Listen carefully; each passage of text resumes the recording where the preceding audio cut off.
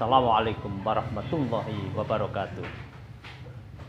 Para YouTuber yang sangat saya hormati dan tersenangi, alhamdulillahirabbil alamin, pada pagi hari ini kita bisa bertemu dengan para penulis maupun calon-calon penulis warga Kagama, dan kebetulan kita bisa menghadirkan penulis-penulis yang cukup beken ini, Mas Han Gagas yang sebelah kanan saya, Pak Sunaryo Broto, terus sama Mas Yudi TH yang juga keluarga alumni Gajah Mada semua ini. Ini channel Yuk Ngaji di Rumah Hanti bekerja sama dengan Kagama Karanganyar, dan channel kami juga membuka diri untuk bekerja sama dengan komunitas-komunitas yang lain yang intinya bisa bermanfaat kepada khususnya itu Kabupaten Karanganyar, umumnya Indonesia maupun dunia. Kalau ada ide-ide menarik bisa menghubungi kami. Kebetulan ini konten kreatifnya masih baru dan alhamdulillah bersemangat, nanti bisa menghubungi. Yang terang ini baru pertama kali ini Mbak Yayu kita ya, ini sebagai awal provokator, moga-moga ada langkah kelanjutan dengan tema-tema yang lain, ini tentang buku, nanti tentang puisi, tentang apa saja yang bisa membawa manfaat kepada masyarakat luas, terutama bisa nanti menyentuh tentang masalah-masalah kebaikan dan dunia dakwah. Atan, terima kasih. Billahi taufik wal hidayah, fastabiqul khairat. Assalamualaikum warahmatullahi wabarakatuh. Warahmatullahi wabarakatuh. Salam sejahtera buat kita semua. Pada kesempatan pagi ini, Kagama Karanganyar mengadakan acara ngobrol bareng silaturahmi bersama penulis Kagama dan penulis peken, dengan Mas Naryo Broto, dengan Mas Han Gagas, juga Mas Yudi TH. Sebelum acara kita mulai, marilah kita membuka dengan membaca hamdalah bersama-sama. Alhamdulillah. Terlebih dahulu akan saya sampaikan sambutan dari Ketua Kagama Karanganyar yang pada kesempatan pagi ini tidak bisa hadir, tapi beliau berkenan memberikan sambutannya. Sambutan Ketua Kagama Karanganyar. Assalamualaikum warahmatullahi wabarakatuh. Waalaikumsalam. Alhamdulillahirabbil alamin, wassalatu wassalamu ala asyrofil mursalin wa ala alihi washabihi ajmain. Dengan memanjat syukur kepada Allah Subhanahu wa taala, kami Kagama Karanganyar berkesempatan dapat menyelenggarakan acara Kagama Literasi pada hari ini. Kami mengaturkan terima kasih yang tak terhingga kepada Bapak Sunaryo Broto, Bapak Han Gagas, Bapak Yudi TH, dan teman-teman yang sudah menyediakan waktu, karya, dan potensinya menjadi narasumber. Segenap pihak yang berkenan, kami mengucapkan juga terima kasih kepada segenap pihak yang berkenan mengikuti acara ini, baik langsung maupun tidak langsung. Acara ini menjadi salah satu kegiatan rekan-rekan Kagama yang dapat kami persembahkan kepada alumni dan masyarakat khususnya di wilayah Kabupaten Karanganyar. Tidak lupa kami menyampaikan apresiasi yang tinggi pada rekan-rekan Kagama Karanganyar yang telah menginisiasi dan berkontribusi terhadap terselenggaranya acara ini, dengan harapan dengan ridho Allah Subhanahu wa taala dapat berjalan lancar dan sukses serta berkesinambungan. Selamat berliterasi bersama Kagama Karanganyar dan terus semangat berbuat kebaikan. Atas kekurangan dan ketidaksempurnaan acara ini, saya secara pribadi dan mewakili rekan-rekan penyelenggara mohon maaf. Salam guyub rukun dan salam literasi. Wabillahi taufik wal hidayah. Wassalamualaikum warahmatullahi wabarakatuh. Waalaikumsalam. Pengurus Pencak Kagama Karanganyar, Ketua Dr. Cucuk Heru Kusuma. Demikian sambutan dari Bapak Ketua Kagama Karanganyar. Selanjutnya kita langsung saja dengan acara bincang-bincang dan silaturahmi. Yang pertama bersama Bapak Sunaryo Broto. Baik, terima kasih teman-teman. Assalamualaikum warahmatullahi wabarakatuh. Saya sebenarnya ini bukan dari Kagama Karanganyar, cuma kampung saya di Karanganyar. Jadi saya kerja di Bontang, hampir 30 tahun, lebih ini lebih dari 30 tahun. Sampai sekarang sudah pensiun, kemarin 2021 pensiun, dan senang nulis, itu aja. Jadi modelnya saya sebenarnya bukan dari pendidikan sastra dan lain-lainnya. Saya SMA di Bontang, SMA di Karanganyar, terus kuliah di Teknik Kimia UGM, langsung tahun 92 kerja di Pupuk Kaltim, di berbagai unit kerja. Terakhirnya ngedonnya karena hobi menulis, ternyata saya suruh nulis. Saya jadi pemimpin redaksi Inhouse Magazine, terus beberapa majalah komunitas. Keterusan hobi lama kambuh lagi, hobi dari Jogja. Mungkin Mas Han Gagas yang dari Johab paham. Mas Yudi asli Sragen ya? Ya. Tapi mungkin tidak Jogja. Kalau di Jogja iklimnya. Kuliah di Jogja juga. Oh, kuliah di Jogja. Nah, Jaya dia. Berarti ini sama-sama dari Jogja ini. Kalau dari Jogja paham betul di mana seluk-beluk Jogja bisa menggoda kita ya. Iya. Saya yang kuliah teknik aja bisa campur baur ke kesenian, terutama literasi. Tapi ilmunya campur baur jadi nggak jelas. Tapi tetap saya senang itu, tetap dari sejak mahasiswa saya ikut balerong. Terus dulu kan ada ada antologi puisi, biarkan kami bermain. Iya. Nah, saya pertama nulis puisi di situ. Itu editornya MH sama Mas Ahmadun Yosi Ervanda. Oh iya. Nah, belakangan ketemu di Munisi 3 kemarin. Nah, itu terus keterusan. Sebenarnya saya waktu ke Pupuk Kaltim saya udah mau melupakan. Saya udah ini dunia tidak goda ini. Saya mau kerja di Pupuk Kaltim, itu pabrik pupuk, sepenuhnya pabrik pupuk. Dan saya 5 tahun terakhir saya disuruh nulis buku. Namanya buku Knowledge Management. Jadi kalau di Pupuk Kaltim menjelang pensiun, 6 bulan menjelang pensiun dapat tugas dari perusahaan untuk menuliskan ilmunya, knowledge-nya dalam bentuk buku supaya tertinggal. Jadi orang yang pensiun meninggalkan warisan berupa buku supaya bisa diakses anak buahnya atau yang lainnya yang berkepentingan. Tidak semua orang bisa menulis. Nah, maka saya ditugasi. Saya awalnya semacam ghostwriter. Ditulisnya karena saya sudah, mohon maaf, nanti saya nggak akan bicara tentang buku cerpen dan novel, itu nanti porsinya Mas Yudi sama Pak Han Gagas ya, karena dia banyak di situ. Meskipun buku pertama saya itu buku kumpulan puisi, ada cerpen, ada catatan hadis, pokoknya yang bisa ditulis saya tulis. Tapi belakangan karena tugas itu mungkin saya lebih banyak, tadi saya hitung ada 15-an yang buku knowledge management. Ini sebagian belum tak bawa. Knowledge management itu buku IC, Mas. Jadi banyak IC. Nah, IC, cerita IC, knowledge, metodenya. Kalau ini kumpulan kolom.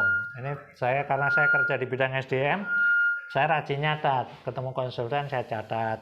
Lama-lama nggak nyangka, udah jadi buku. Kadang nulis artikel di koran lokal Kaltim Pos. Nah, dikit-dikit ini tentang SDM, makanya SDM korporasi dan manusia ya, tak tambah sedikit manusia karena ada beberapa relation. Nah, kalau yang cerpen nanti aja ya lah. Yang ini cerita buku cerpen saya yang kebetulan tahun ini dapat hadiah dari kantor bahasa Kaltim. Ini pertama kali kantor bahasa ngadakan event itu, padahal ini terbitnya 2016. Saya juga heran juga. Udah 5 tahun. Nah, 2016 dianukan. Saya tanya, ini udah lama? Nggak apa-apa, ini kan pertama kali. Dan nggak nyangka lagi ternyata jadi perusahaan terbaik. Saya kaget juga, padahal saya itu belum. Terus terang saya belum puas juga terhadap ininya, belum sampai eksplor jauh. Kok udah menang berarti yang lainnya nggak terlalu baik. Jadi nanti jangan dibandingkan dengan yang Jawa ya. Mas Yudi TH saya udah baca cerpennya luar biasa. Jadi saya belum sampai ke situ. Ini sudah ngawang-ngawang kemana-mana. Mas Gagas belum sempat baca, nanti Pak Gusti baca. Jadi jangan dibayangkan, saya hanya realis. Hobi lain saya tadi melukis. Buku knowledge management itu tadi pengetahuan seseorang yang mau pensiun dianukan. Caranya gimana? Harusnya yang bersangkutan nulis sendiri. Sebelum pensiun juga saya harus nulis, karena saya mendalami SDM korporasi, saya tambah literasi karena di 5 tahun terakhir saya suruh nulis tentang buku knowledge management. Terus ada 2, yang satu lagi persembahan saya untuk Kota Bontang karena saya meninggalkan sana. Ini beberapa kenangan saya tulis. Buku ini sama persis diterbitkan Pemkot Bontang. Dia minta duluan, ini belum terbit, minta duluan tak kasih naskah, diterbitkan judulnya Kenangan Bontang. Diterbitkan oleh Dokumentasi dan Perpustakaan sana dan udah di launching di Bontang. Nah, lanjut ke knowledge management. Gimana caranya? Sebenarnya gampang sekali. Orang itu punya potensi nulis semua kalau mau. Ini yang masalahnya kan orang nggak mau kan. Kalau mau, nyatanya saya ketemu orang yang dia lulusan STM, dia nggak bisa nulis sama sekali, nggak hobi baca. Tak tanya, tapi jenengan iso cerita lah. Ibu kalau cerita berbusa-busa. Namanya Cak Prapto, lulusan STM tapi jadi manajer pabrik. Dia hanya cerita. Dia cerita, saya ketik, dia ngobrol cerita. Kebetulan maaf ini tentang pabrik ya, ini nggak ada hubungannya dengan sastra. Tapi karena saya pernah nulis macam-macam, ya saya anukan aja. Saya tulis, dia cerita tentang operasi pabrik, tentang mengendalikan pabrik amonia, pabrik urea, dia sampai jadi manajer pabrik di Kaltim 1. Cerita itu, nah dia waktu cerita tentang case-case operasi, tentang pompa, tentang kompresor dan lain, tak tulis, lalu tak kirim dia. Iya. Tentunya saya nggak bisa 100% menyerap dia. Paling ya 50% aja udah bagus, wong dia cerita. Kebetulan saya pernah di Kaltim 1-nya, jadi dia cerita A saya ngerti. Saya kembangin, tak kirim ke dia. Lo kayak gini loh, oh bukan gitu, ini tak tambah, itu tugas saya jangan nambahin. Tambahin itu bolak-balik gitu, akhirnya menjadi satu case. Nggak terasa kita ketemu cuma mungkin 10-15 kali, tapi yang setelah itu kita nggak pernah ketemu, cuma kirim-kiriman email, dia nambahin, saya koreksi, dia nambahin gitu terus. Tahu-tahu nggak terasa jadi buku. Dari buku ini, dan dia sendiri kaget, loh aku bisa nulis buku loh. Maaf, di sana juga banyak orang Jawa, 46% di Bontang orang Jawa. Jadi kita ngobrol kadang-kadang bahasa Jawa. Jadi, wah aku bisa nulis buku tuh. Padahal dia nggak hobi baca dan nggak suka nulis, tapi senang cerita. Nah, ceritanya saya bukukan, terus ditambah-tambah dia beberapa kali juga ngajar ke engineer-engineer baru untuk pencerahan tentang operasi pabrik, digabung-gabung sini. Jadilah buku ini pertama. Habis itu saya senang. Wah, ternyata saya bisa memprovokasi orang untuk nulis. Jadi semua orang, lah ini case kedua menarik lagi. Ini hampir bareng. Kedua ini dia rajin ngumpulin tulisan. Cuma dia bilang nggak bisa nulis. Cuma dia nyatet. Jadi nyatet beberapa kasus operasi.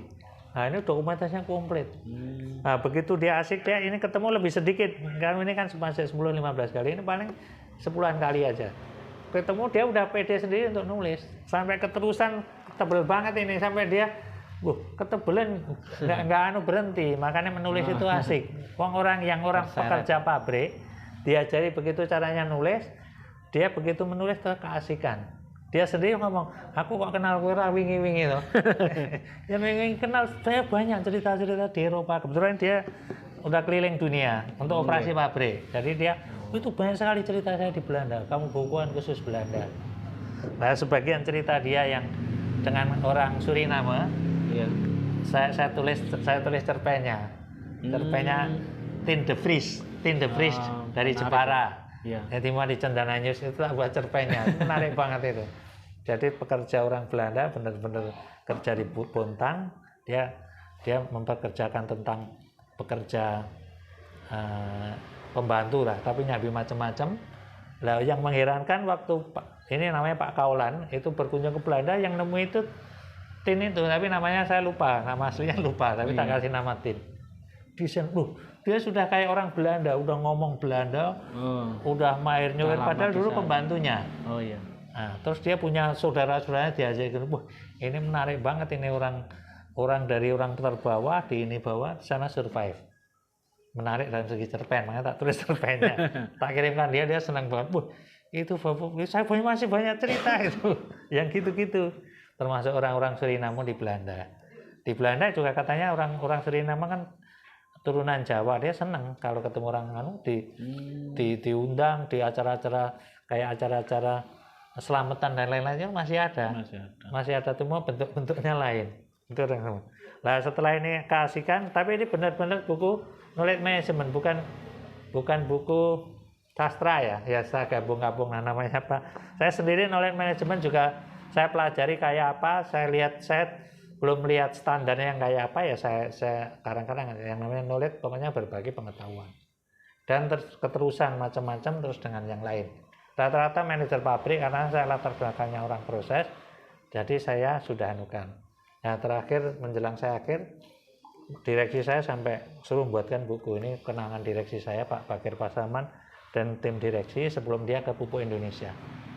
Dia ini dalam waktu singkat, ya, mungkin sebulanan nggak ada, suruh buat, dan sebagian komen yang lain. Dialog, monggo yang lain. Ya, nanti kita sambungnya ke sesi dialog. Setelah dari Mas Naryo Broto, kita beralih Mas ke TH dulu nggak Bang? Oh, Mas Yudi TH dulu. Oke. Ini di situ barisannya. Seperti Mas Broto tadi, Dah. nanti Mas Yudi ngantikan sendiri aja ya. Minum. Biar lebih abdol. Minum. Seru. Biar lebih abdol. Seru. Aku enggak. Kita sambut Om Yudi TH di Galeri SP. Terima kasih Mbak Yayu. Selamat pagi menjelang siang semuanya.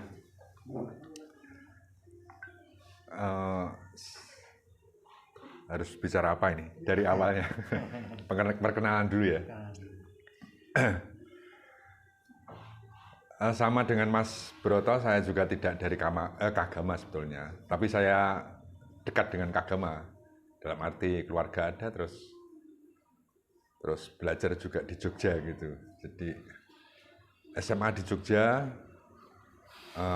kuliah di Jogja, juga sama tidak dari sastra. Saya mengamini apa yang dikatakan oleh Mas Broto bahwa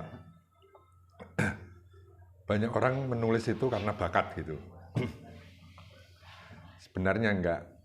Pernah suatu kali saya mengisi sebuah acara, menjadi pembicara, terus ada yang menekankan bahwa karena menulis itu hanya orang-orang yang berbakat gitu. Sebenarnya enggak. Sama dengan Mas Broto tadi, minat dulu, minat. Kalau minat ada, segalanya bisa. Karena semua bisa dipelajari sekarang, apalagi sekarang model internet. Kalau zaman dulu kita secara menulis itu berawal dari mana sendiri, bahkan kita merasa menjadi manusia aneh, kok tidak ada orang yang seperti kita, karena sulit untuk berhubungan dengan yang lain karena belum online gitu. Nah, sekarang kan tinggal klik aja siapa yang menulis tahu.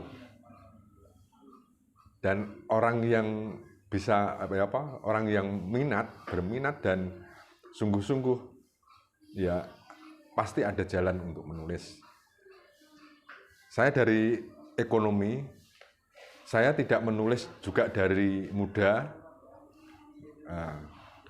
tapi dari muda itu suka membaca, terkhusus membaca pelajaran psikologi gitu. Dulu waktu lulus SMA pengennya masuk di psikologi, tetapi tidak diterima ya. Di UGM tidak terima. Tapi akhirnya masuk ekonomi. Kesukaan membaca itu yang menggiring nanti pengen menjadi penulis, karena ketika selain membaca yang tentang manusia tadi, juga membaca tentang sastra, cerita, novel, cerpen, puisi. Pada awalnya mencoba puisi dulu waktu masih belum berkeluarga. Tapi setelah berkeluarga justru saya berkeputusan untuk fokus menulis. Bahkan sebelumnya saya menjadi seorang guru di Solo ya. Berniat keluar, bukan karena apa-apa, karena pengen fokus menulis. Jadi kerjaannya ya di rumah saja menulis begitu.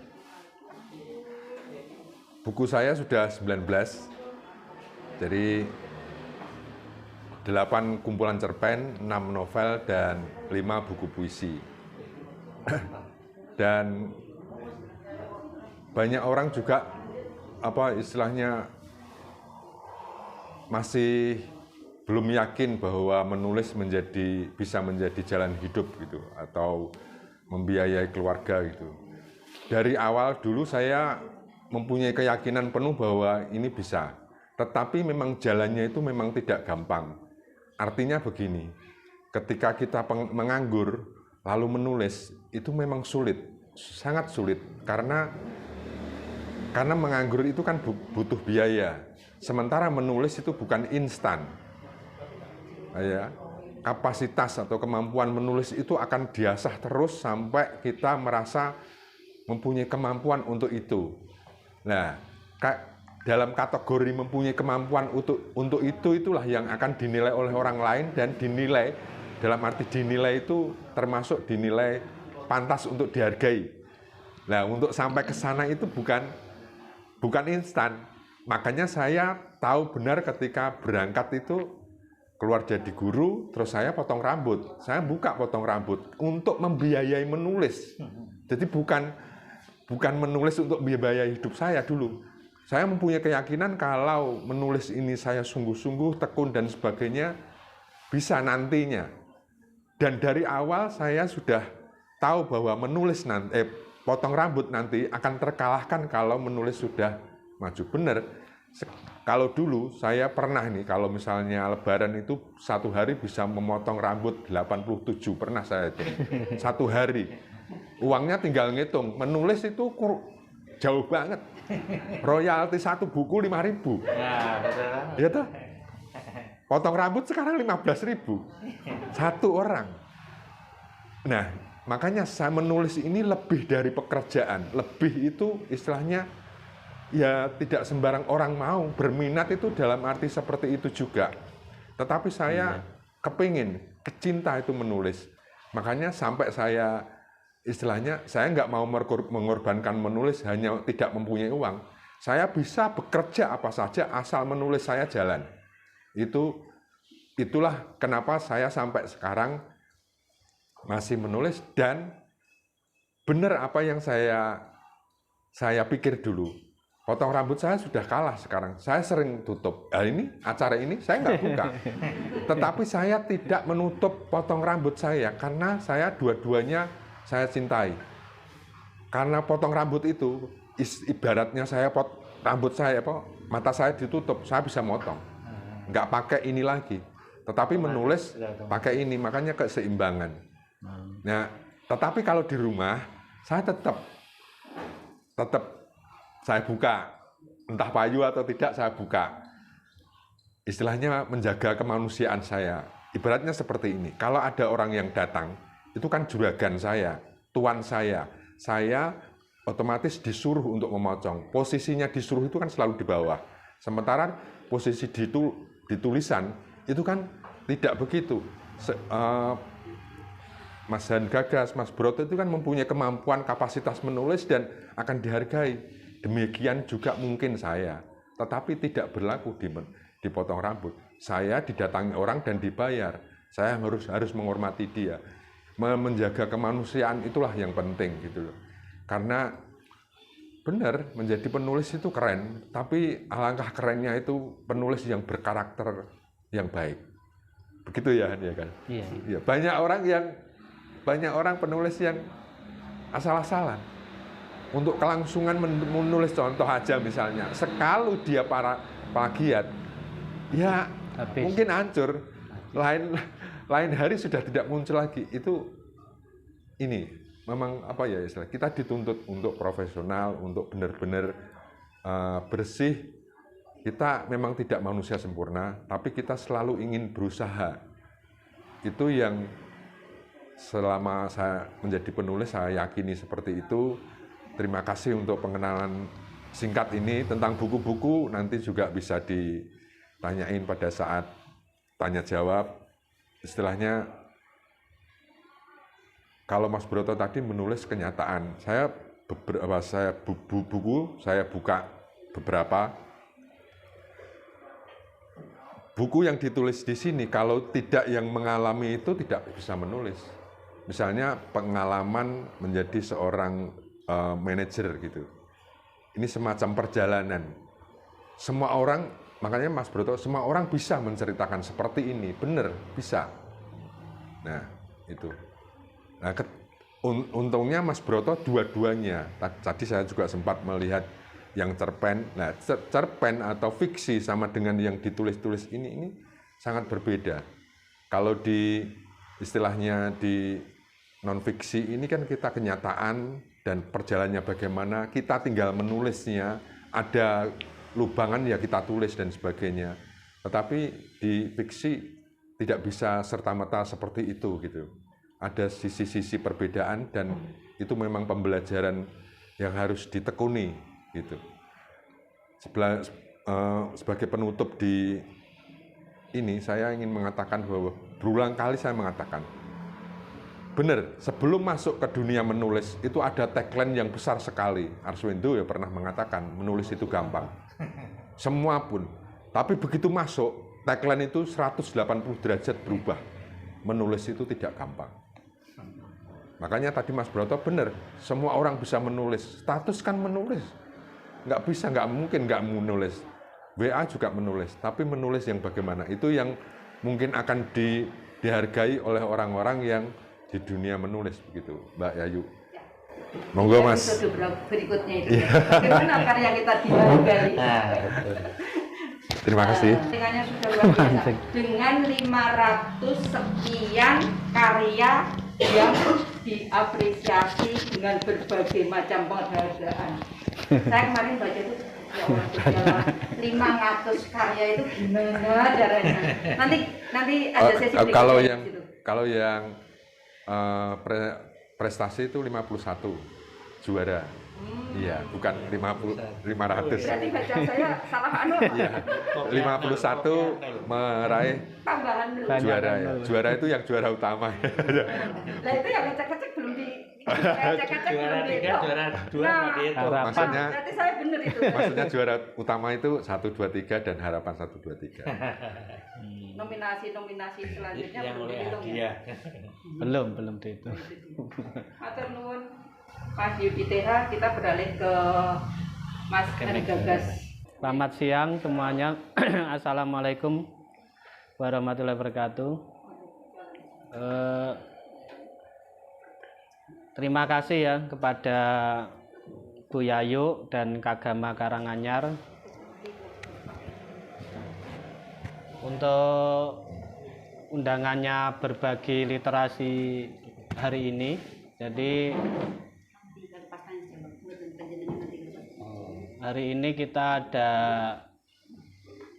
Mas Sunaryo Broto sama Pak Yudi TH, juga saya, berbicara literasi yang barangkali selama beberapa tahun akhir ini istilahnya naik daun ya. Sebenarnya naik daun ya, tapi saya sendiri merasa membaca buku di Indonesia itu menurun ya. Jadi saya hidup di tahun 90-an, hidup di tahun 90-an itu bacaan saya, hiburan saya itu Wiro Sableng ya. Jadi membaca Wiro Sableng sama ya. Sama.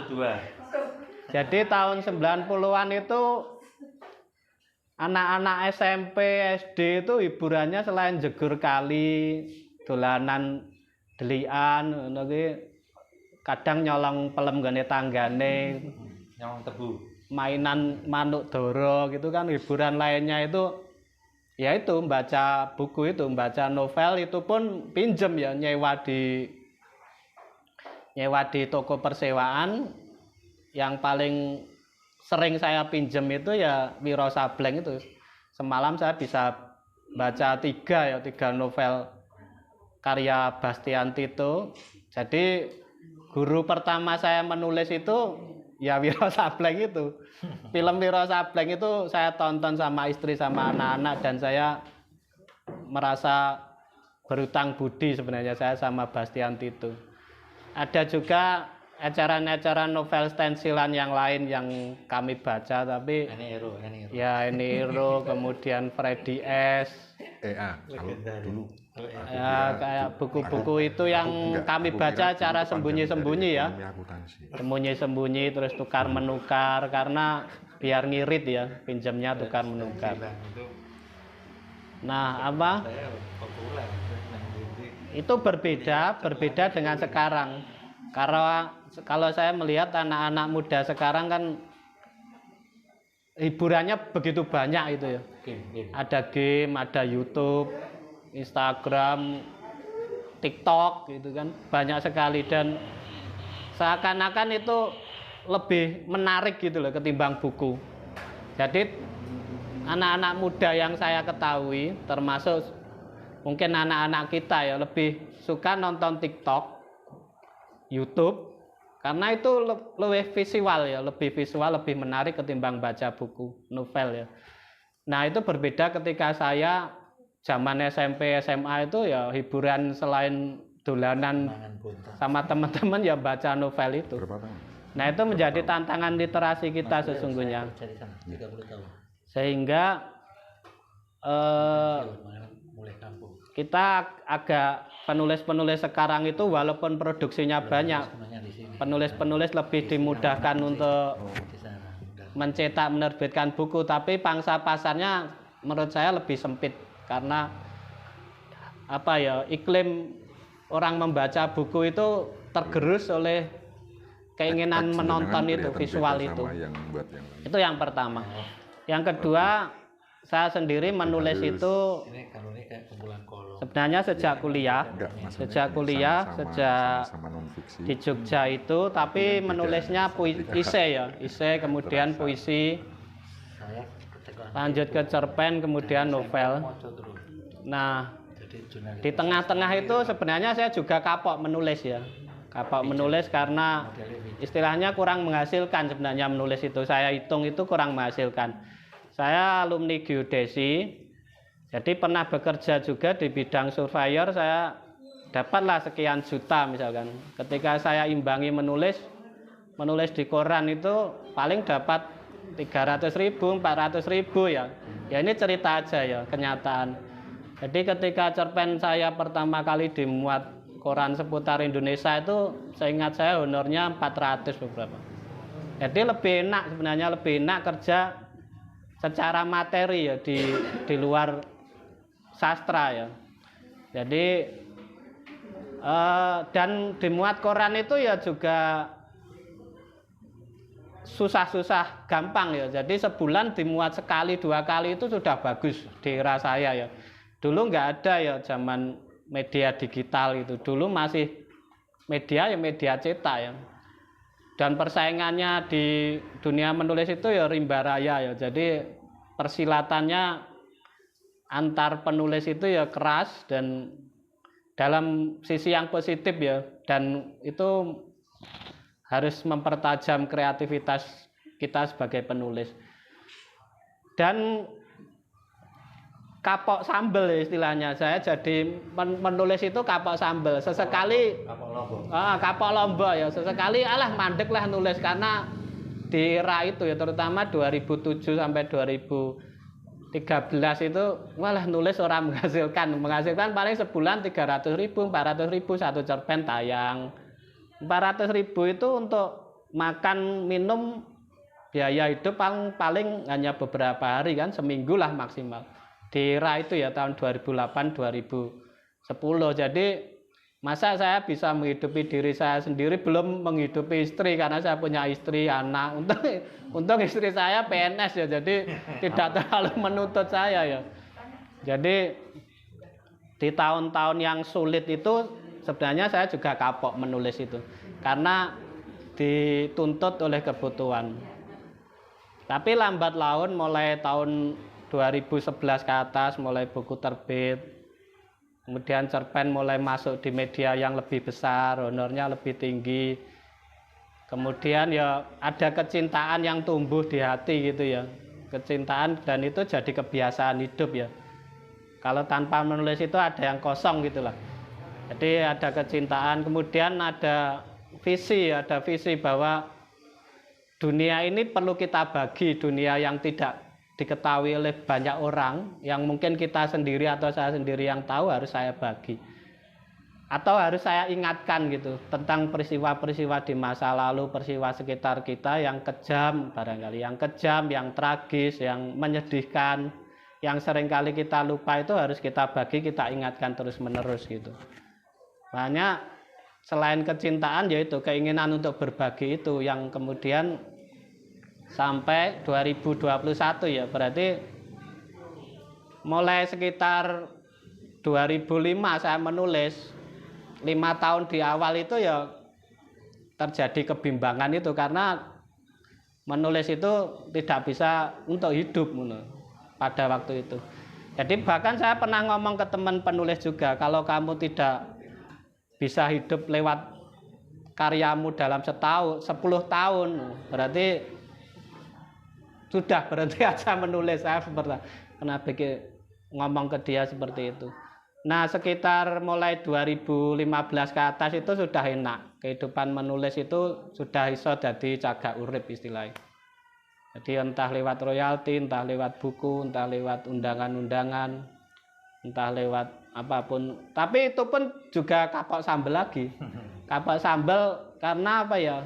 Kebutuhan hidup itu ternyata lebih banyak juga ketika anak-anak kita besar, sekolah, kemudian ya mungkin ya kita punya mobil, punya ya lain dan lain-lain. Jadi itu menjadi tantangan sendiri. Ya sempat juga tidak menulis lagi selama berapa bulan. Nah, kadang anehnya seperti itu, ketika saya berhenti, justru karya saya itu ya mungkin seperti Pak Naryo atau Mas TH ya. Ketika saya kapok berhenti itu ajaibnya itu karya yang lama itu dapat sesuatu. Ya mungkin Pak Naryo penghargaan apa, Pak TH menang apa. Jadi ketika saya kapok menulis, pas wegah nulis selama barangkali setengah tahun, mungkin aja karya tiba-tiba misalkan dimuat. Misalkan Kompas, kemudian saya terpilih dapat salah satu penghargaan di Kompas, itu kan dapat uang lumayan banyak. Jadi muncul semangat lagi ya. Kemudian nulis lagi, karena semangat nulis lagi. Selain ya sebenarnya ada cinta yang terpanggil tadi untuk berbagi, dan itu memang jadi sebuah kebiasaan hidup genuine gitu untuk menulis. Nah, suatu saat kapok lagi selama setengah tahun nggak menulis. Tapi nah karya yang lama lagi menang lagi gitu, entah menang di mana.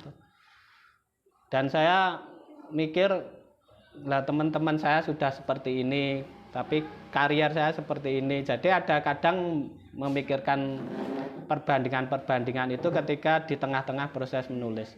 Lah makin ke sini, lah karya saya itu mulai diterima dalam pikiran saya, mulai diterima lebih banyak orang gitu. Jadi ketika saya berhenti, bahkan saya memutuskan ini kita kapal sambel.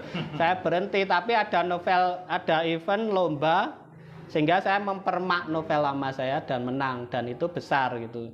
Hadiahnya besar dan itu agak membuka peluang-peluang yang lain, dan itu lebih memudahkan kehidupan saya gitu, termasuk ekonomi saya dan lain sebagainya.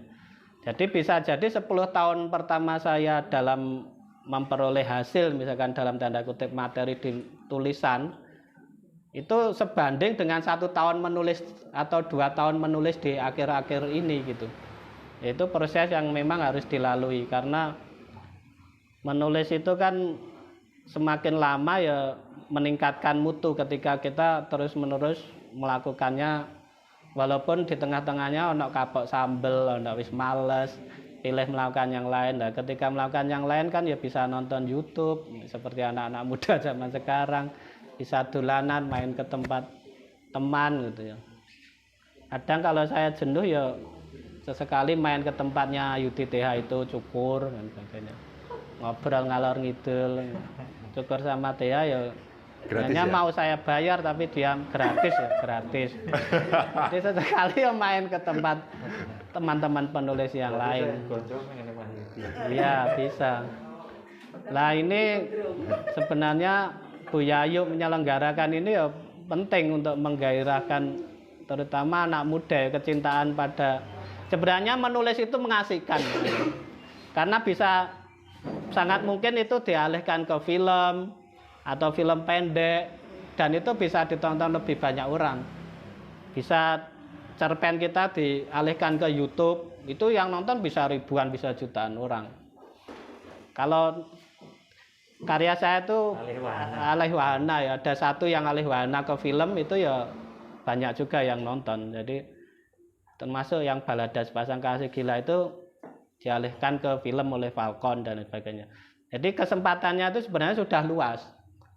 Bolehlah koran-koran cetak mati, toko-toko buku banyak yang udah tutup. Tapi ada platform menulis yang banyak, Kueku, KBM, apa itu, Storyal, macam-macam. Ada juga media online yang tumbuh. Jadi peluangnya sebenarnya makin banyak dan makin besar. Tapi dengan catatan kita ya harus teguh menulis itu. Demikian Bu Yayu. Sepertinya Bu Yayu mudah melihat saya, jadi saya kira sudah cukup. Kita bisa sambung lewat diskusi. Matur nuwun. Itu tadi beberapa ulasan ya, perkenalan dari beliau bertiga, Mas Naryo, Mas Yudi, Mas Han. Bisa didengarin biar bisa kelihatan. Oh iya, bertiga ya. Sebenarnya bisa bertiga. Bertiga tapi mungkin agak ya kayak gini bisa tuh. Ini penulis pokoknya dari karangannya semua ini. Ya mungkin agak mepet ya. 30 menit ke depan kita buka sesi tanya jawab. Yang ada di ruangan ini bisa bertanya, juga yang ada di link Zoom ya. Link Zoom-nya nanti bisa bertanya juga, monggo. Nanti link Zoom bisa bertanya juga kepada para narasumber siang hari ini. Sebelumnya yang ada di sini dulu, monggo. Ada yang mau bertanya, monggo. Oh iya, iya. Atau saya tak bercerita sebentar. Nggih, monggo. Awalnya ini itu saya mau memanfaatkan momennya Mas Broto mundur karangannya. Mas, saya minta tolong dong diajari nulis. Beliaunya menyambut dengan catatan saya harus punya teman minimal 5 untuk belajar. Ternyata mencari teman untuk menulis itu susah karena saya belum menemukan mungkin komunitasnya atau apanya ya. Akhirnya saya pasangan sama beliau dengan sedikit agama karangannya, kebetulan saya sekretaris, saya mencoba menghubungi Om Han, Mas Yudi TH. Alhamdulillahnya dalam tempo yang sesingkat-singkatnya beliau menerima uluran saya, mengulurkan tangan dan menolong saya. Akhirnya jadilah ini acara. Jadi kalau ada kurang di sana sini mohon dimaafkan. Nanti untuk kedepannya kita bisa lagi bincang-bincang yang lebih detail. Saya sudah matur juga sama Mas Naryo, Mas TH, Mas Han. Nanti kita bisa ketemu lagi di Galeri SB atau mungkin juga di Sekretariat Agama yang sama-sama di Banjarnegara. Itu cerita awalnya. Kalau Mas Yudi TH punya komunitas Kamar kata, Mas Naryo punya Galeri SB, Om Han punya apa ini? Ya nongkrong.co aja. Oh, nongkrong.co. Ya, itu saya media. punya Amalia Dekorasi, Mas. Oh, Iya, seperti penyanyi tadi, Mas. Saya Om Han Gadah tadi menyampaikan kalau 10 tahun baru bisa istilahnya menikmati nje. iya. Tadi Menikmati pertanyaan tadi. Ya. Nah, menikmati itu ya, Mas, bisa Iya. menikmati tulisan sama berarti ya, Mas. Kalau dalam dunia saya itu dengan catatan 8 tahun bisa bertahan, Oh iya. itu bisa lanjut. Iya, iya. Itu betul, Mas. Sama lah, Soalnya mirip. Om TH kan juga Iya. wirausaha juga gitu loh. Iya. Oh, iya, berarti sama. Hampir Monggo, sama. Mas, pertanyaan untuk nanti. Selamat siang Pak Budi, Pak Aryo dan Mas Andagas. Terima kasih telah perkenalkan. Saya Eko Setiawan dari Komunitas Kamar Kata juga. Kebetulan menulis juga tentang karangannya juga begitu. Yang ingin saya tanyakan, mungkin kalau Pak Yudi sering bercerita di latar belakang mengenai penulisan, kenapa dari jurusan ekonomi kemudian beralih ke sastra, sedikit banyak sudah tahu. Mungkin kalau Pak Yudi belas tanyakan Yudi TH SE Sastra Ekonomi seperti itu. Belas tanya seperti itu. Yang Sarjana teknik, sarjana tulis. apa sih yang melatar belakangi panjenengan semua, yang Pak Yudi dari ekonomi, kemudian Pak Naryo dari teknik kimia dan Mas Gagas dari geodesi, itu kan semua itu jauh dari sastra. Kemudian apa sih yang membuat masuk atau merosok ke dunia sastra itu?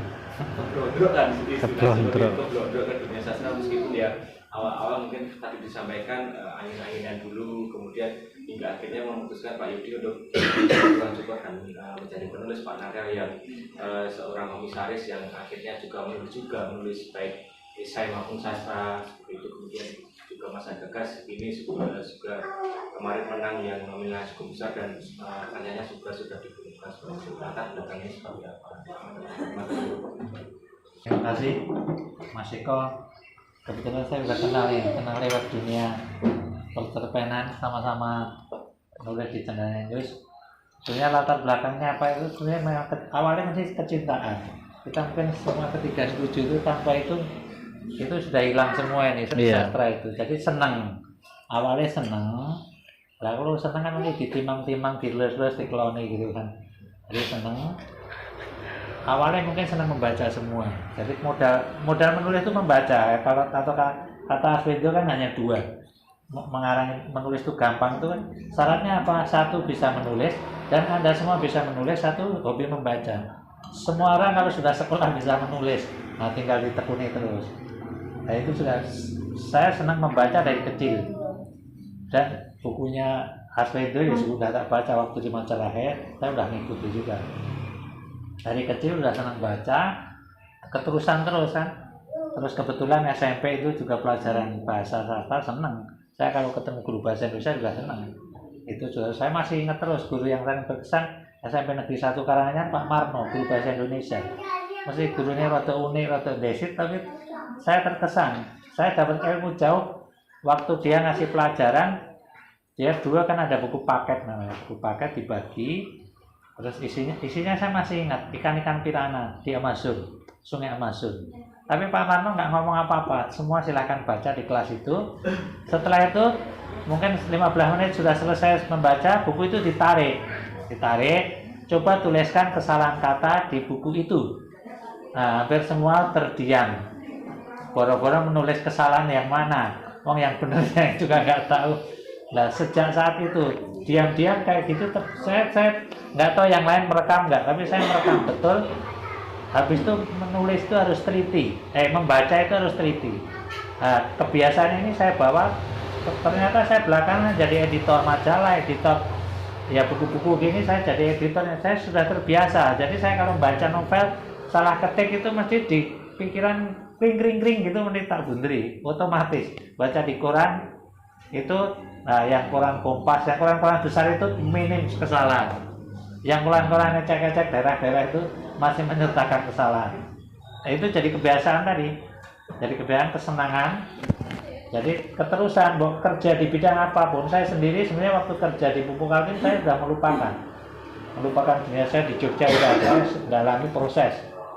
Saya kerja di pabrik, kerja baik-baik, tapi nggak tahu semesta mendukung. Ternyata perputaran saya ujungnya saya disuruh redaksiin House Magazine. Itu juga tanpa sengaja, tahu-tahu bisa ke situ. Direksi saya baru namanya Pak Saiful Amir, dia nggak hobi ngomong, tapi dia kadang kan nyambut. Jadilah saya dijadikan speechwriter. Saya butuh orang yang bisa nulis. Jadilah saya speechwriter direksi. Nah, itu jadi saya ke humas macam-macam. Terus kalau tamu-tamu Pupuk Kaltim gede-gede itu, saya mungkin bukan syaratnya di protokoler, kalau Anda ada berkunjung protokoler, pasti kan ada draft sambutan. Baik menteri, presiden. Nah, saya gini-gini saya sudah menulis draft sambutan. Terakhir paling gede Megawati pas Kebontang. Nggak tahu entah dibaca apa, yang jelas kan saya buat draftnya. Menteri Rini Suwandi itu juga pernah. Nah, yang direksi udah sering buat paper atas nama dia, jadi udah kebiasaan. Tapi yang sastra tadi nggak hilang loh Mas. Jadi tadi ini kan IC ya, draft sambutan itu IC justru malah mungkin diwarnai kalau nggak salah, karena saya warnai dengan jadi nggak terlalu formal. Tapi kecintaan tadi nggak, nyatanya saya masih tergoda nulis cerpen lagi. Lebih-lebih saya pensiun ya saya merdeka. Merdeka ya saya pengen nulis, tapi ternyata saya ketulusan yang buku-buku knowledge management, buku-buku korporasi, saya sudah pensiun, saya sudah 3 buku suruh nangani. Jadi rasanya saya juga gak nganggur amat pensiun. Sampai sekarang pun saya masih dikontrak salah satu perusahaan, saya disuruh nulis buku tentang korporasinya. Karena promosi dia, karena saya tunjukin buku ini, dia senang. Buku bagus sih. Terus dia pengen saya buatin mirip-mirip tapi nggak kayak gitu, tapi yang terus buatin, malah saya diajak kesempatan kemana-mana. Kalau dia raker kemarin barusan raker ke Batu, ya lumayan. Saya mau cuti, saya pamit cuti malah Pak Kota mau ke Batu, ya mau saja. Saya udah pensiun, nanti ke Batu lihat raker kami, nanti Pak Broto buat insight-nya. Jadi saya suruh ngerekam apa yang diomongin di situ. Nah itu sudah kebiasaan. Waktu saya di Pupuk Kaltim saya terbiasa membuat notulen rapat. Dulu kalau orang otomatis kalau ada saya ini notulen rapatnya kan udah kebiasaan. Itu aja udah gampang. Saya lama-lama terkonstruksi. Jadi pertama buat itu susah, tapi lama-lama terkonstruksi sendiri. Jadi orang ngomong kan dari A sampai Z, tapi yang penting mungkin Z saja, yang penting B saja. Jadi lama-lama terekam. Oh si A ngomong ini, si B ngomong ini. Otomatis. Jadi buat notulen rapat sekarang juga langsung jadi, rapat selesai langsung jadi juga bisa. Seperti juga ikut seminar saya langsung resume. Seperti yang kemarin di Munsi, mengikuti kan saya masih keluar resumenya. Dan itu nggak tahu dikutip orang banyak minta izin Pak, tak share. Izin kutip kan kadang-kadang kan mungkin instansi butuh laporan. Ya saya terbiasa itu. Jadi begitu, awalnya jelas kecintaan, kedua juga kecintaan. Dan kalau mengutip Pram kan bilang itu buku itu anak rohani. Jadi melahirkan kan meskipun cuma segitu selembar kan melahirkan butuh waktu kan. Iya. Nah kalau Pram julukinya anak rohani. Dan saya juga saya setuju bahwa selain saya punya anak-anak biologi, saya juga pengen anak rohani. Toh saya juga nggak hidup selamanya. Suatu saat saya meninggal. Dan ini juga warisan anak-anak saya. Syukur-syukur bermanfaat ke depan. Gitu ya, Mas Eko. Masih mau ditambahin ini? Monggo. Oh. Ya terima kasih Eko. Eko Setiawan ini kan penulis muda ya.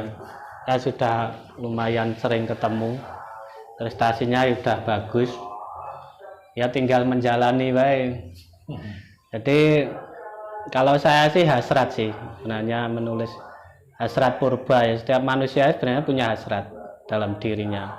Ada yang punya hasrat ingin berkuasa, ingin popularitas, terkenal, ingin kekayaan dan sebagainya. Jadi pada sisi saya yang lain gitu ya, sisi kebinatangan saya itu sebenarnya menulis itu ya untuk hasrat popularitas pada sisi yang lain gitu ya. Yang kedua, hasrat purba saya ya ingin dapat uang dari menulis. Jadi saya tidak akan mengatakan bahwa saya menulis karena idealisme semata. Itu mungkin awal-awal ya. Tapi kadang saya punya sandaran visi kepenulisan saya harus orisinal dari diri saya sendiri. Jadi yang pertama biasanya saya mengulik masa lalu. Mungkin Mas TH menulis sejarah nyeri ya. Saya biasanya dulu menulis yang berbau sejarah. Jadi untuk visi kepenulisan yaitu mengingatkan pembaca ada sesuatu yang salah di negeri kita. Jadi kemudian saya juga akan menceritakan orang-orang yang terlupakan biasanya, terlupakan atau ditindas. Jadi ditindas oleh masyarakat kita yang gila. Jadi bukan mereka yang gila, tapi dunia yang kita tempati itulah yang gila. Sebenarnya visi kepenulisan saya diletak itu. Walaupun ada sisi kebinatangan saya yang ingin popularitas, ingin uang dan sebagainya. Tapi ya karena visi itulah saya masih ingin menulis gitu. Sebenarnya kalaupun pensiun juga nggak apa-apa. Saya pernah mikir aku akan nulis 1 novel ini dan pensiun. Sebenarnya aku kan sedang menulis novel tentang pulau di Indonesia yang sebenarnya Pulau Kalimantan. Makanya tadi saya tanya ke Pak Pak Sunaryo Broto ya. Jadi saya sedang menulis tentang Dayak Ngaju dan saya berapa bulan ini tenggelam di situ. Sebenarnya undangan ini kalau bukan dari Bu Yayu dan Kagama sebenarnya sering saya nggak mau karena merusak sebenarnya, mengganggu rutinitas saya ya. Jadi selama berbulan-bulan ini saya hanya di kamar kecuali untuk mengantar anak ya, nonton YouTube tentang Dayak, nonton YouTube tentang Ngaju Kalimantan. Saya soal tambang saya habis-habisan di situ dan saya pikir ya barangkali ya soal roh itu ya, roh menulis memang harus penulis harus tenggelam di situ. Jadi terbesit pikiran saya ketika dalam kondisi lelah wis menulis itu menyerang fisik, saya bisa terganggu kesehatan saya, bisa asam lambung, bahkan bisa nggak mau ketemu dengan siapapun, nggak mau berurusan dengan siapapun, banyak WA yang tidak saya balasi, sering seperti itu. Kemudian banyak pesan inbox di DM yang tidak pernah saya balasi kecuali orang-orang tertentu yang sudah saya kenal dan ya karena tidak mau diganggu itu. Jadi tetapi ya karena hasrat, selain hasrat purba, popularitas, uang, ketenaran, kemudian itu hanya ya ada visi pengimbang lah untuk menceritakan sesuatu yang belum terungkap atau mengingatkan kembali kepada pembaca ada sesuatu yang salah di negara kita ini. Bisa pemerintahannya yang salah atau kita semua yang salah, masyarakat kita semua ini bisa saja sangat salah dan banyak korban di antara kita. Kalau dulu kita melawan Belanda dan Jepang, sekarang ini sebenarnya dalam tanda kutip kita bermusuhan di antara bangsa kita sendiri.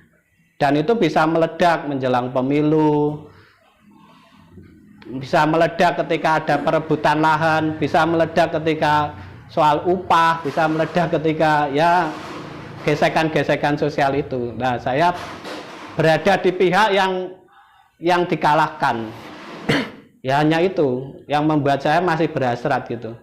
Jadi ada hasrat yang membakar saya untuk ya menulis soal mereka yang sebenarnya yang ditindas oleh kita sendiri, oleh bangsa kita, bukan oleh bangsa yang lain lagi. Jadi kalau kita membuka mata kan banyak sebenarnya persoalan sosial kita ya. Ya soal tambang, soal ya kemiskinan, keadilan sosial kan belum dalam tanda kutip belum terwujud di negara kita. Dan itu isu sentra utama negara ini. Saya kira itu Bu. Ya yuk. Silakan Pak TH.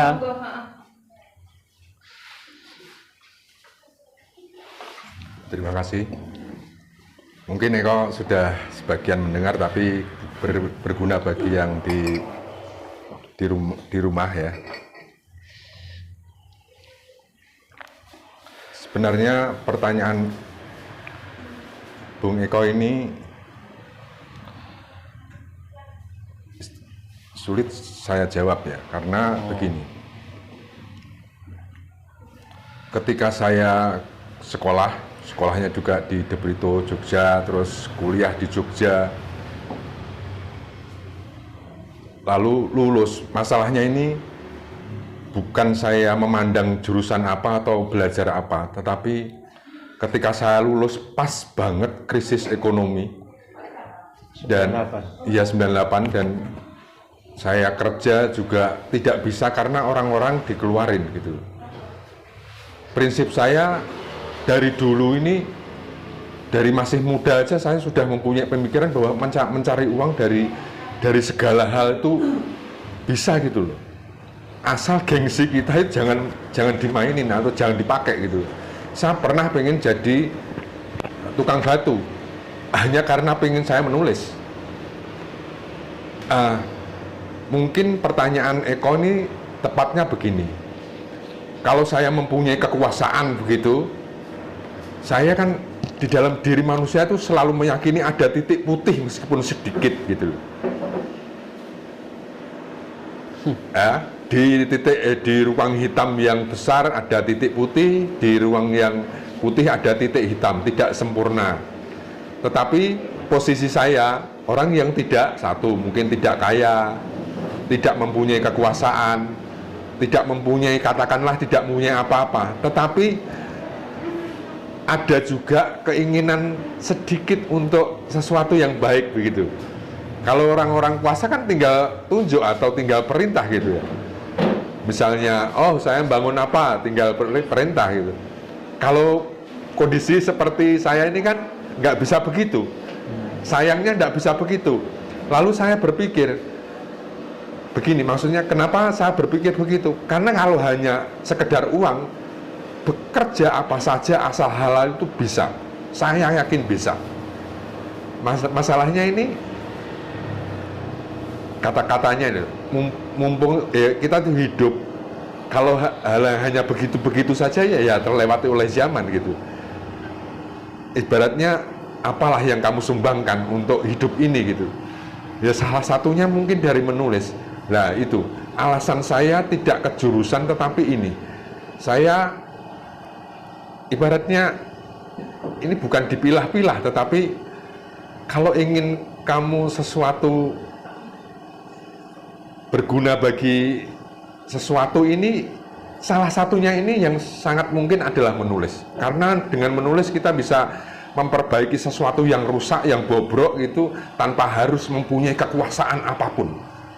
Nah ini aneh, kemunculan ide ini itu dari muda saya. Makanya begitu saya pengen menulis, langsung tahu bahwa menulis ini tidak menghasilkan uang begitu saja cepat begitu. Lalu peganglah saya potong rambut itu nggak main-main. Saya dari nggak bisa sama sekali, saya dulan ke orang potong, melihat tiap hari ke situ melihat dan sebagainya, langsung praktek di Solo.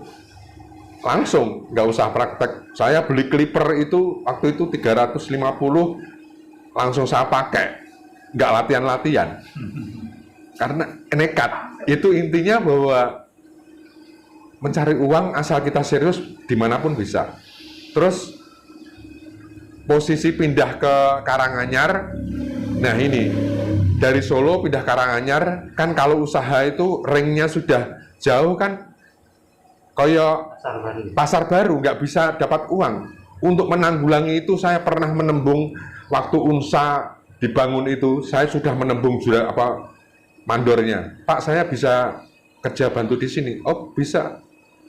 Hari apa dia menyebutkan.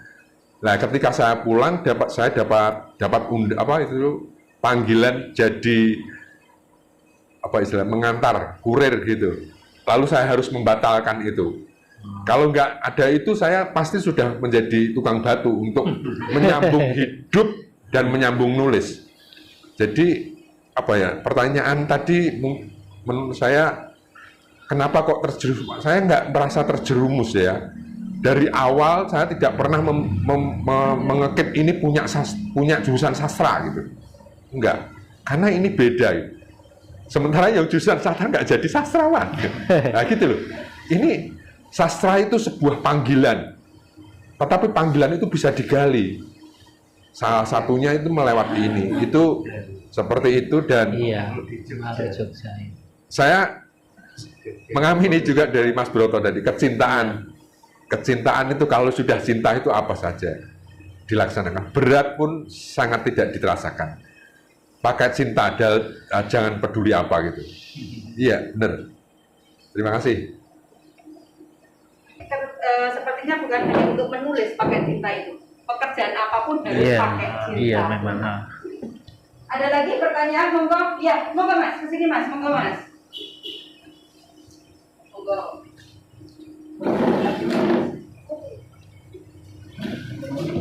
Makasih ya, sudah datang.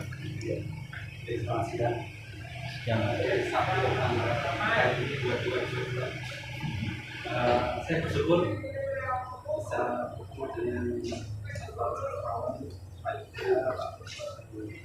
Pak Gagas. Sebenarnya kalau saya keset, saya juga dalam komunitas anak-anak. Cuma untuk janji sama saya masih jauh sekali. Jadi dari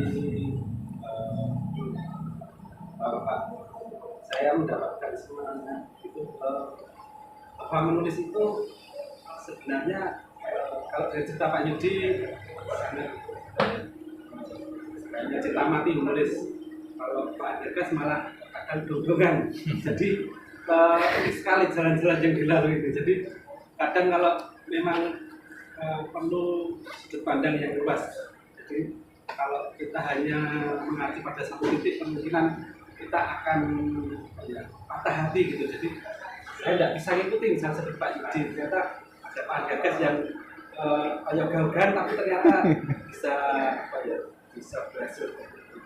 Dan selain rasa cinta, saya kira keberuntungan dan keberuntungan itu yang benar akan berbuah di belakangnya. Dan jadi pertanyaan ini yang saya ingin bicarakan dalam proses menulis, Pak Yudi bisa mencapai 19 buku dengan tema-tema yang variasi. Saya sangat-sangat kagum. Jadi dan cerpennya atau film itu bisa berbeda-beda. Bagaimana mengulik ide-ide cerita itu sehingga cerita yang akan datang itu bisa berbeda meskipun dengan tema yang sama. Itu selalu mengikuti perkembangan dan terbukti bahwa sampai saat ini bisa tetap bersaing dengan penulis muda. Dan Pak Gagas dengan prosesnya yang mungkin karantina dulu, jadi di rumah jangan ada yang mengganggu dan seperti itu. Dan apakah proses itu dari dulu atau memang akhir-akhir ini ketika sudah mungkin menemukan well yang pasti? Kalau mungkin dulu masih mikir wah lumayan kurang kali seperti itu.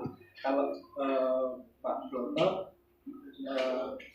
dalam beberapa essay ada macam-macam itu sebenarnya yang membangkitkan cinta menulis itu dari sisi mana? Misalnya apakah karena mungkin dongeng jadinya ke cerpen atau dari lain-lain itu, kalau Pak Broto mulai dari mana? Makanya saya kira demikian. Oh, aku ganti ya? Monggo, konsul. Kan bolak-balik. Bolak-balik. Terima kasih Mas Kesit, ini pertanyaan. Mas Kesit. Kesit. Ya. Untuk menjawab pertanyaan Mas Kesit ini, saya perlu menceritakan latar belakang jawaban ini. Kalau Mas Kesit memperhatikan penulis, siapa A, B, C, dan sebagainya, itu kan mempunyai gaya sendiri atau sikap sendiri. Gaya itu tulisan mungkin, atau sikap itu menyikapi sastra sendiri dan sebagainya. Dan itu ada otoriter di penulis dan tidak bisa disamakan.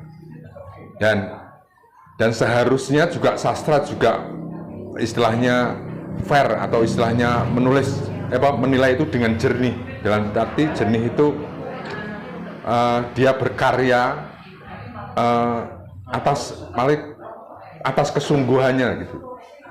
Jadi entah masalah pilihan itu apa istilahnya si penulis. Nah, ini pilihan saya. Cerpen saya sudah banyak. Kemungkinan adalah karena saya tidak menyekat. Saya lahir di Karanganyar, saya harus misalnya contohnya harus menulis Karanganyar, enggak. Saya harus menulis apapun karena biar imajinasi saya terus. Itu pilihan. Tetapi ada penulis juga yang lahirnya di mana, terus dia di timur, hanya meroti timur saja, lokalitas yang laku, dia akan terkenal dengan itu dan akan dianggap oleh keren karya-karyanya yang masterpiece begitu. Itu pilihan.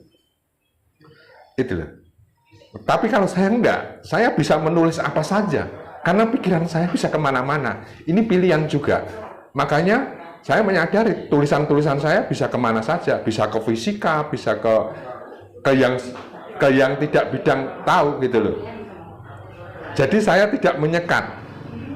Kemungkinan ada pengertian seperti ini. Karena tidak menyekat ini, kemungkinan saya mungkin tidak terlalu dalam, tidak apa-apa. Itu pilihan saya. gitu loh. Sementara yang itu saja ya dalam geruknya kan di situ terus, dalam. Kalau saya enggak, bahkan saya aja menulis di platform, bahkan menulis lomba saja. Saya tidak pernah melihat lomba itu jenis apa. Saya tidak pernah mendudukan gengsi saya ke level tertentu. Ini yang membuat saya tidak pernah berhenti. Tetapi ada efeknya. Ya mungkin orang akan menganggap gitu-gitu saja, tidak apa-apa. Keikhlasan saya itu. Sementara ada penulis yang duduk di kursi di situ, ya pengen dihargai di situ, itu juga tidak apa-apa, pilihan. Nah, jawaban Mas Kesit inilah kemungkinan pilihan saya itu karena saya tidak menyekat, karena tidak menggeruk satu tempat, tidak menulis di satu tempat, ya gitu loh. Ini saya mungkin ada di mana-mana. Ada tulisanmu di mana-mana, kamu ada di mana-mana. Itu kan tagline saya. Tapi tidak cocok dengan penulis lain, tidak apa-apa, dan saya menghargai. Contoh menghargai adalah mengamini dan tidak memprotes dan menerima, keren gitu. Jadi istilahnya saling menghargai keputusan apa yang dipilih gitu.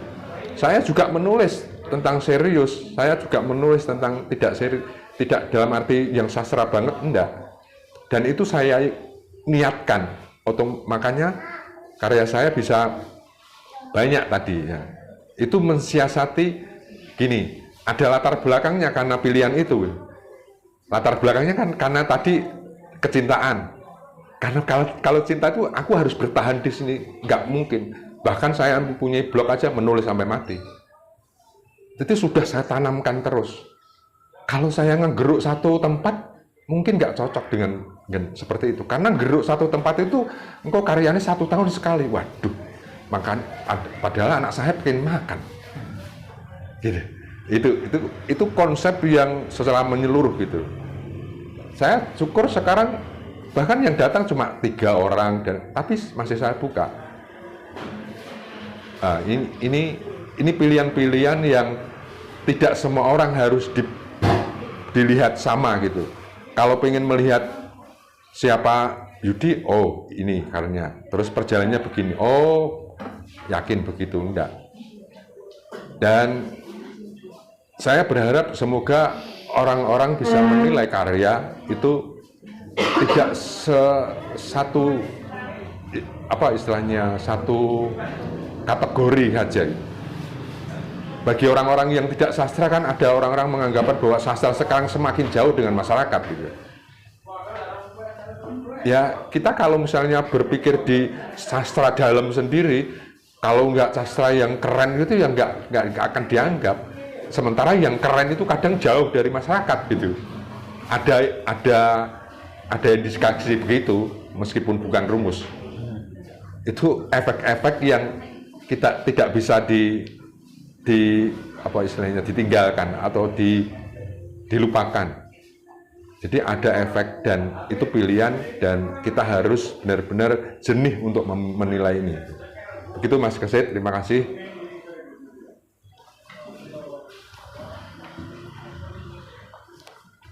Terima kasih Mas Kesit. Kesit Pak? Iya. Keset apa keset? Salam kenal juga.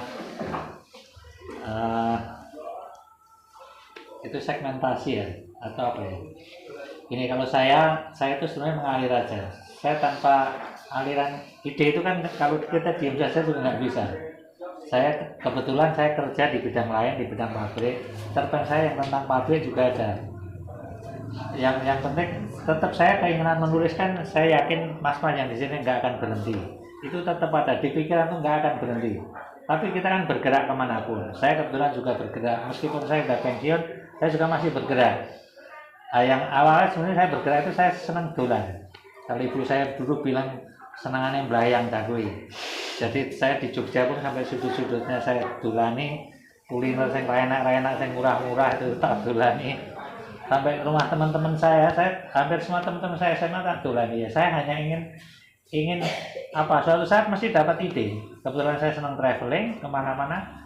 Cerpen-cerpen saya banyak juga dari hasil traveling. saya ke Kathmandu, ke Nepal, saya dapat email pesan rindu dari Kathmandu. Sebenarnya saya tidak harus pergi ke tempat itu, tapi kalau kita pergi ke tempat itu menjadi lebih detail. Lebih detail. Saya sampai sama terpenes yang Satmoko itu yang redaktur Jenangan itu, dia kata-katanya ya, saya senang tempat Mas itu yang detail, yang detail sampai, nah detailnya kayak apa? Gini loh, kita nulis sampah seolah-olah sampah itu baunya aja sampai kebaca, baunya aja, jadi sampai menceritakan deskripsi. Iya. Nah saya suka yang gitu-gitu. Nah, itu kan harus mengalir. Saya tidak harus datang. Yang novel saya terbaru, kebetulan saya belum datang, dikirim dari penerbitnya belum datang. Itu saya sama sekali nggak itu cerita cinta di Chengda. Chengda di Cina saya, Cina sana. Saya juga belum pernah ke Chengda. Tapi saya mau membuat, tapi saya tertarik. Itu cerita teman saya tertarik betul. Ini ceritanya seksi ini. Yang Muslim pacaran sama orang Buddha dan nggak jadi. Padahal sudah menunggu. Kan antara dua budaya, dua ini, saya gabung dengan latar belakang saya orang proses, orang teknik kimia. Dia project pabrik metanol mini di Chengda. Nah itu saya rangkum, saya kemas, saya goreng kiri kanan. Nah saya belum tahu Cina, gimana mau cerita, itu nggak jadi. Meskipun saya lihat internet kan, sampai saya bayangin, saya lihat apa yang saya ceritakan itu semua saya lihat dari, ya kebetulan teknologi sekarang enak sekali ya. YouTube saya bisa lihat ke Meisan, ke saljunya di Chengda, tapi saya belum ngehnya. Ternyata nunggu saya 100 kesempatan saya ke Beijing. Nunggu saya ngeh ke sana, itu dapat energi banyak. So, saya tahu orang Cina asli di sana. Jadi nulisnya lebih power. Sebenarnya tanpa harus itu juga bisa. Lah belakangan kebetulan saya senang. Saya penyuka sejarah. Eksamen Tarja itu tak lalap semua.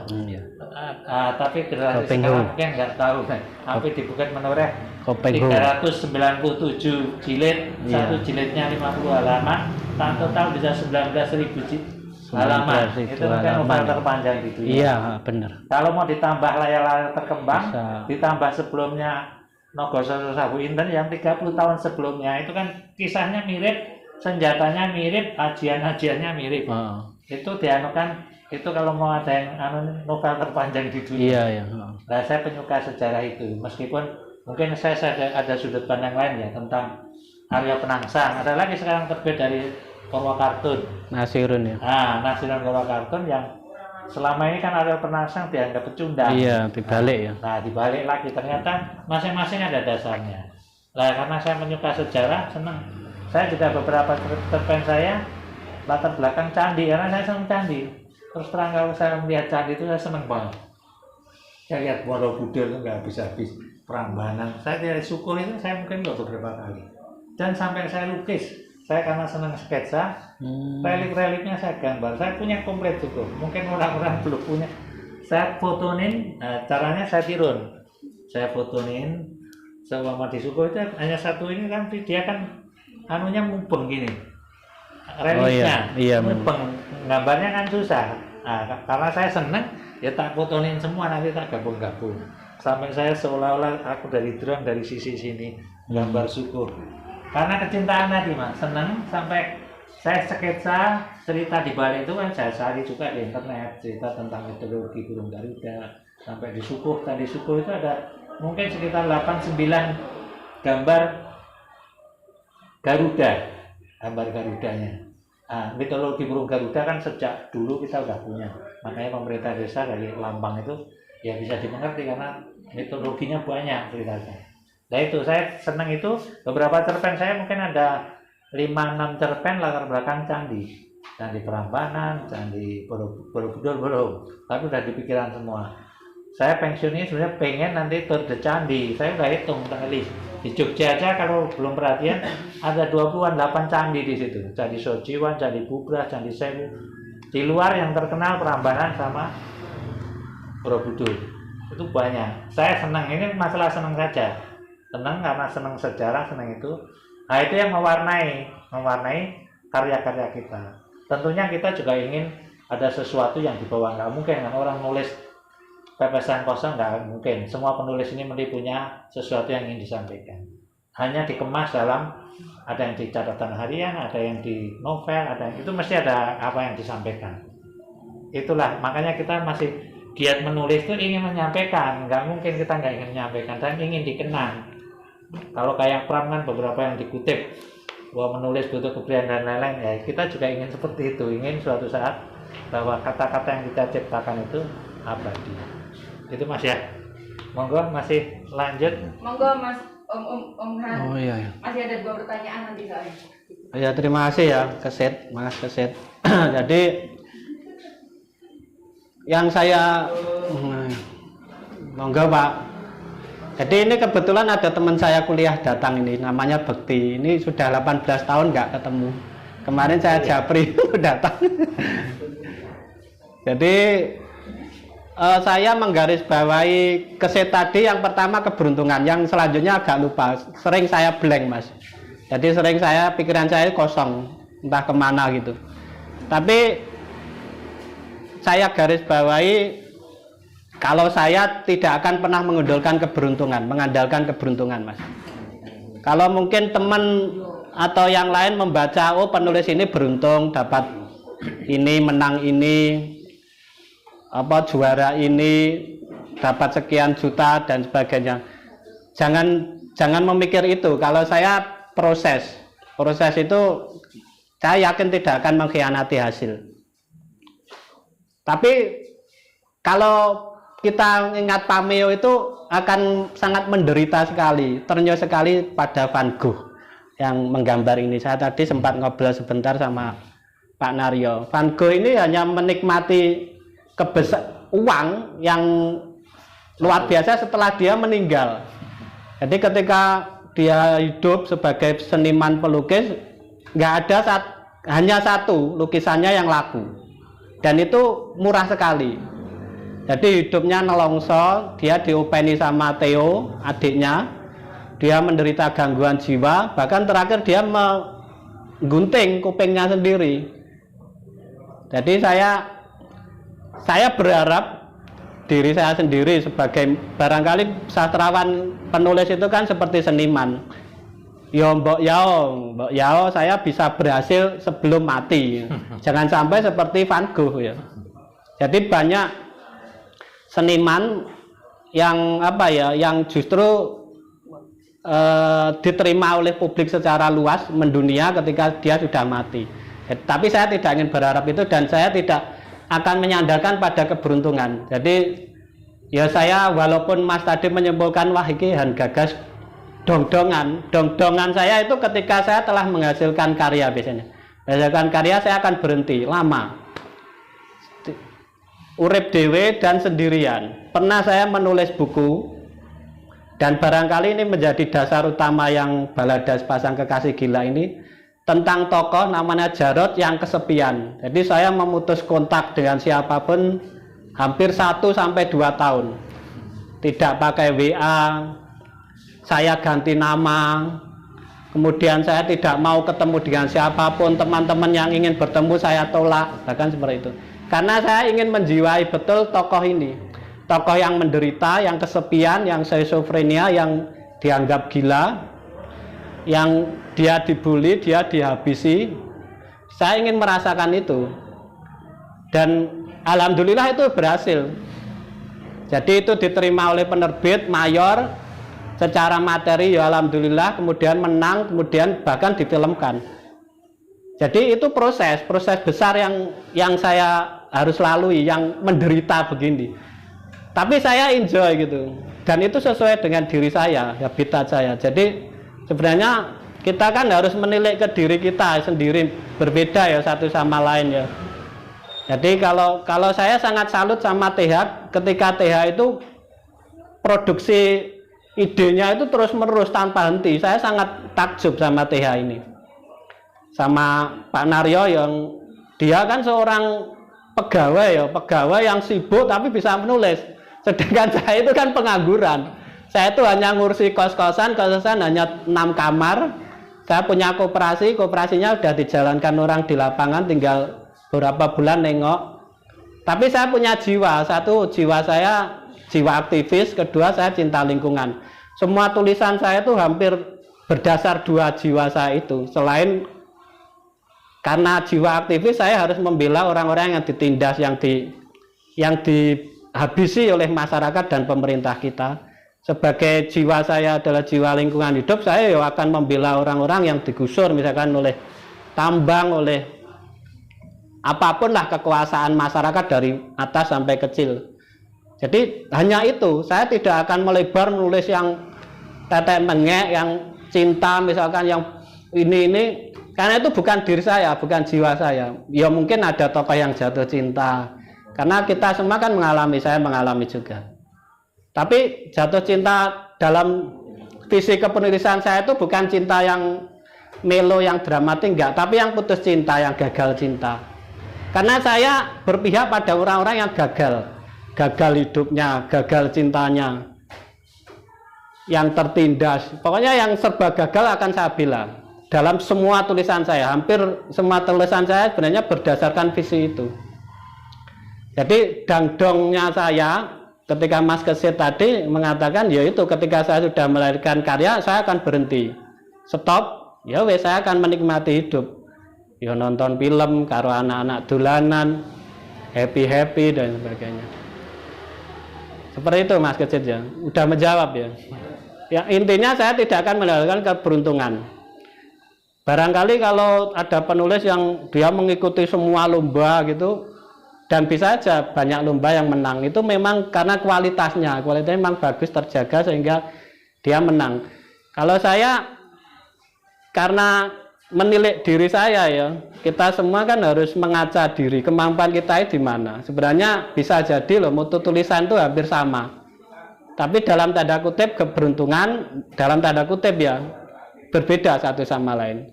Bisa jadi seperti itu juga, tapi kita jangan mendasarkan pada keberuntungan. Semua profesi saya pikir seperti itu ya Pak ya. Tapi sama usaha itu, usaha yang terus menerus, yang kalau saya sih terbakar oleh hasrat itu, bukan semata-mata oleh cinta itu ya. Jadi hasrat untuk, ya ini ada sesuatu yang harus diketahui oleh masyarakat pembaca kita.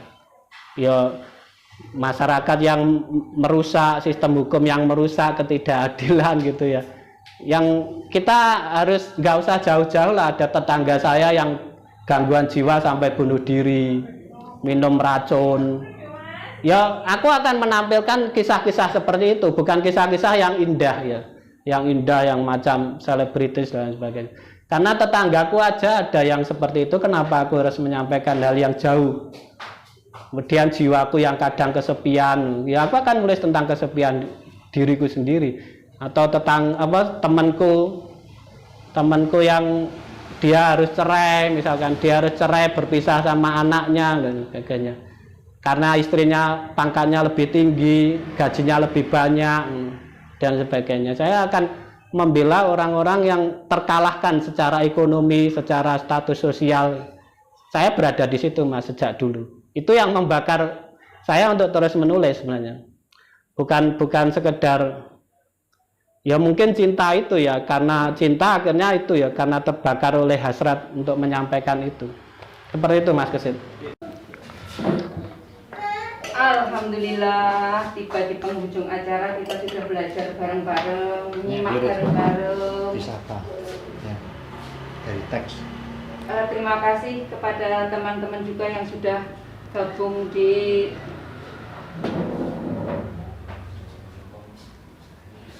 Zoom. Ada Apohawan, ada Prestri Wasino, ada Hendy, Ani, juga ada yang lainnya yang ada di sini. Matur nuwun semuanya yang sudah berkenan hadir, sudah menyempatkan untuk bergabung bersama kami di sini. Kepada para narasumber, atas nama keluarga Kagama Karanganyar mengaturkan terima kasih yang sebesar-besarnya. Mohon maaf untuk segala kekurangannya. Juga berharap kedepannya masih kerso untuk diaturi rawuh lagi. Karena saya masih banyak menerima wapri yang telat-telat dan yang nggak bisa pada ikutan kapan maneh Mbak, katanya gitu. Ya, bikin lagi. Marilah kita akhiri pertemuan pada siang hari ini dengan membaca hamdalah bersama-sama. Alhamdulillah. Alhamdulillahirabbil alamin. Selanjutnya ada sedikit tanda mata dari kami. Mohon diterima dengan terbuka dan sukacita. Terima kasih. Oh.